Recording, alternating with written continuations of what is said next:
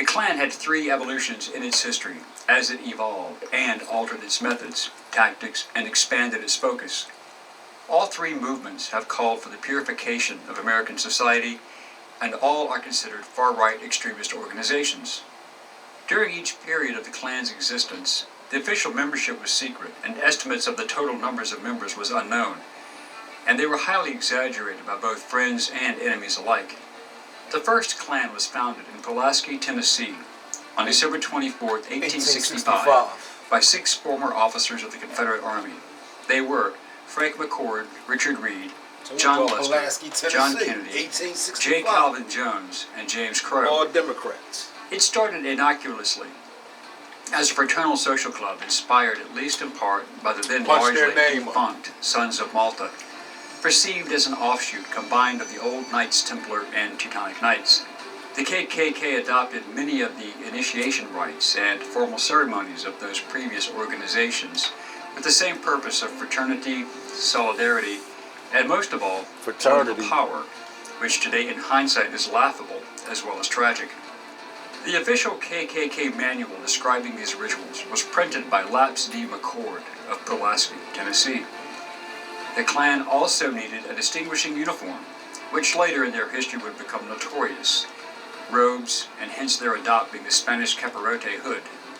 Former Confederate Brigadier General George Gordon, for whom Fort Gordon, Georgia was named for, developed the prescript, which supported the superiority of white society and culture and adopted and taught white supremacist beliefs.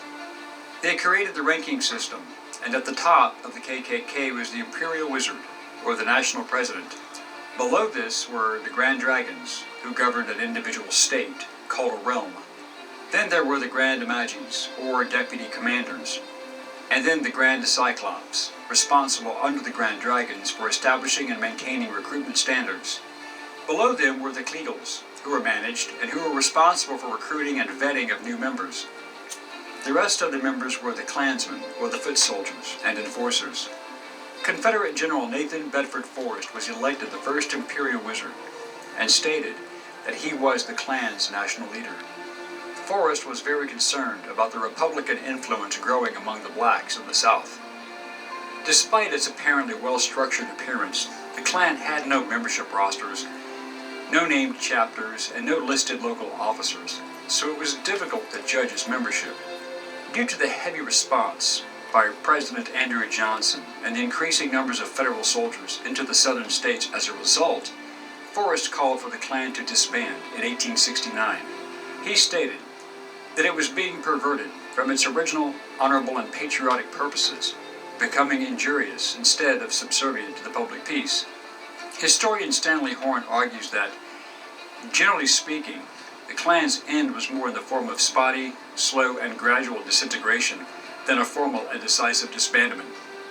Despite Gordon's and Forrest's work, local Klan units never accepted the prescript and continued to operate independently without any form of command and control. Historian George C. Rabel argues that the Klan declined in strength in part because of internal weaknesses, its lack of central organization, and the failure of its leaders to control criminal elements and sadists.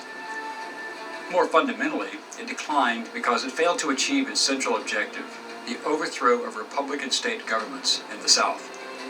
Historian Elaine France Parsons describes the membership, quote, "Lifting the Klan mask revealed a chaotic multitude of anti-black vigilante groups, disgruntled poor white farmers, wartime guerrilla bands, displaced Democratic politicians, illegal whiskey distillers, coercive moral reformers, sadists, rapists, white workmen fearful of black competition, employers trying to enforce labor discipline, common thieves, neighbors with decades-old grudges, and even a few freedmen and white Republicans who allied with Democratic whites or had criminal agendas of their own.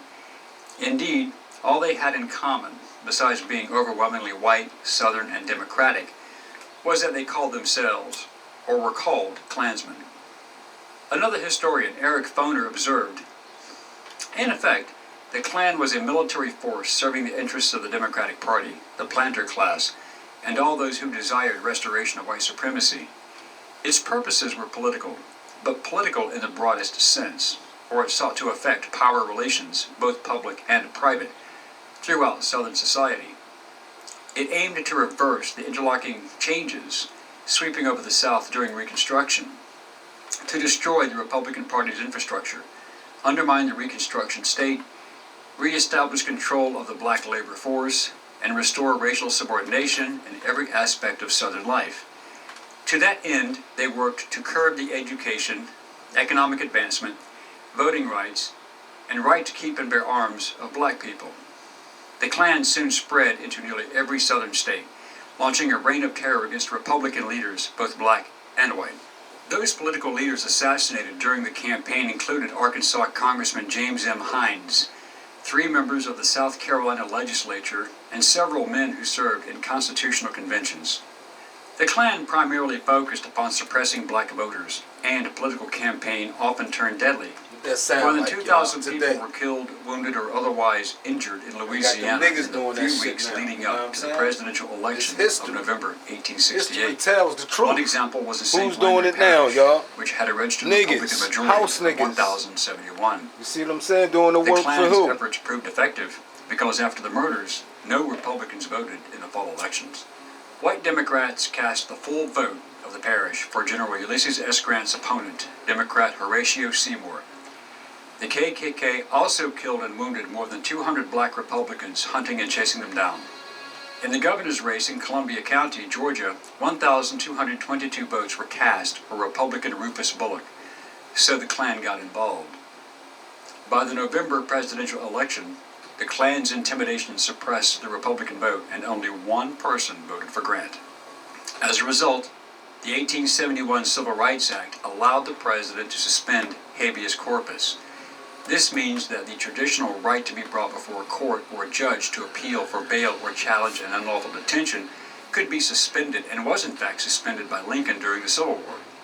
During this period, the Florida Freedmen's Bureau records provided a detailed recounting of Klansmen's beatings and murders of freedmen and their white allies, numbering 150 dead in voting intimidations. As a result of these actions, in 1870 and 1871, the federal government passed the Enforcement Acts, which were intended to investigate and prosecute Klan crimes. While racism was a core belief of the Klan, initially anti-Semitism was not. Many prominent Southern Jews identified wholly with Southern culture, resulting in examples of Jewish participation in the Klan until they too were included as targets. The second era of the Klan started in 1915 as a small group in Stone Mountain, Georgia. It expanded membership nationwide in the early and mid-1920s, including urban areas of the Midwest and the West, with Kansas being a large Klan stronghold. The various independent Klan organizations often took a position of supporting prohibition and compulsory public education for white children, although blacks were not to be educated if possible, and if they were, only in segregated schools. The Klan received its greatest propaganda boost of its entire history when film director D.W. Griffith released his 1915 silent film, The Birth of a Nation, which took great liberties with the truth surrounding the creation and activities of the first Klan. This was when the Klan was resurrected by William Joseph Simmons in Georgia due to the popularity of the film. Simmons relied on the original founding documents from the original Klan and collected the stories, relying upon the memories of some surviving elders. When the film was shown in Atlanta in December 1915, Simmons and his new Klansmen paraded to the theater in their robes and pointed hoods, even riding on robed horses, imitating those scenes in the film. In the film, the Klan was represented as white knights of the nation's conscience, protecting white virtue and white women from the ravaging sexually aggressive Negro. The public response was very positive as a result, but the film did not mention lynchings, other murders, and voter intimidation. Within the first 6 months of the association's national recruitment campaign, Klan membership had increased by 85,000 by 1920. By the mid-1920s, the organization's membership ranged from 3 to 8 million members. The Klan also began to become deeply involved in politics, even more so than in the 1860s to 1870s, as they knew that they needed pro-Klan Democratic members in state and federal government to block Republican actions targeting their organization. They needed politicians who would support Jim Crow laws and keep the federal government out of their business. They were described as being the acting military arm of the Democratic Party and were attributed with helping white Democrats regain control of state legislatures throughout the South through voter intimidation and ridiculous literacy and cognitive tests against black voters. In 1923, Simmons was ousted as leader of the KKK by Hiram Wesley Evans. From September 1923, there were two Klan organizations, the one founded by Simmons and led by Evans in the southern United States, and a separate group led by Grand Dragon D.C. Stevens in Indiana, with its membership primarily in the western United States. However, despite their rather successful advances into the political arena, public opinion was against the Klan, and membership rapidly declined in the latter half of the 1920s. Infighting from various Klan groups, as well as federal law enforcement opposition, brought about a collapse in the membership of both groups.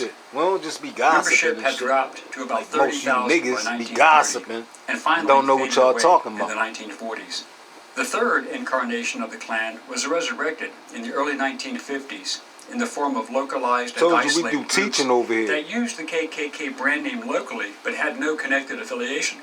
They opposed the civil rights movement of the 1950s and 60s, such as when they fought against Brown versus Board of Education and imposed separate but equal as their justification. During this period, they often infiltrated southern police departments, schools, and governor's offices, such as George Wallace of Alabama. Several members of the Klan groups had beaten the Freedom Riders in 1961, murdered civil rights workers such as Medgar Evers by Klansman Byron Della Beckwith in 1963. Some were convicted black of murder history, in the but deaths yet of these civil rights motherfucking workers Dixiecrats in killed Mississippi in Evers, 1964, and of children in the bombing of the 16th Street Baptist Church in Birmingham, Alabama in 1963, and killing Viola Liuzzi in 1965. These activities saw the KKK classified as a hate group by the Anti-Defamation League and the Southern Poverty Law Center. The final demise of the original Klan arrived in the form of a senseless murder. Looking for the owner of this mask. Do you know whose it belongs to? It's mine. I finally found you. Our wedding will be tonight.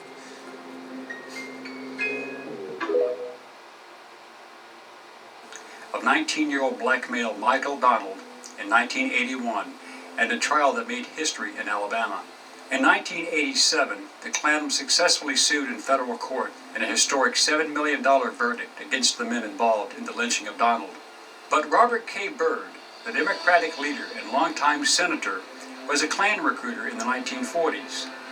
He described the organization as a group of upstanding people, doctors, lawyers, clergy, judges, who he thought could provide an outlet for his talents and ambitions, and also supported his opposition to communism. Byrd claimed to have left the KKK in 1946, but encouraged by the Grand Dragon of his KKK branch, and with Klan money, Byrd ran on the Democratic ticket for both state and federal offices. The Klan funded him throughout his career. Byrd opposed Brown versus Board of Education, supported Jim Crow laws, we got and separate but receipts. equal racial laws. He joined James Strom Thurmond Sr., who also helped him in opposing racial equality You niggas laws. is busted. Like I Also said, opposed you the Voting niggas Rights is the Act of new 1965 fucking and the Civil KKK. Rights Act of The black 1964, KKK. and ran You for house Klan money. niggas. That's sure. Byrd called civil rights leader Martin Luther King Jr. as a self-seeking rabble-rouser. Both Hillary Clinton and Joseph Biden proudly proclaimed Senator Robert K. Byrd to be their mentor. Buildings still carry Byrd's name in exaltation. We got The United States receipts. government still considers the got Klan receipts. a terrorist organization. Currently, the Anti-Defamation League puts total KKK membership nationwide at around 3,000. Who was that? While the Biden Southern and Hillary Center claims 6,000 Clinton. members. Huh? The Ku Klux Klan became goddamn notoriously it. immortalized by its actions, origins, and total creation by the Democratic Party. Byrd was his which role model. and fund Klan activities to include Come on, political man. and criminal enterprises. Come on, Remember man. this when you hear people claim that Republicans are fascists. The Republicans were hated and targeted by the Klan, and for good reason. We hope you enjoyed this segment of Forgotten History. Please click like and subscribe for free And please stay tuned and be engaged and informed. Send us comments if you have questions or right. even show ideas, and we will respond to all requests and comments as soon as we can. Thank you.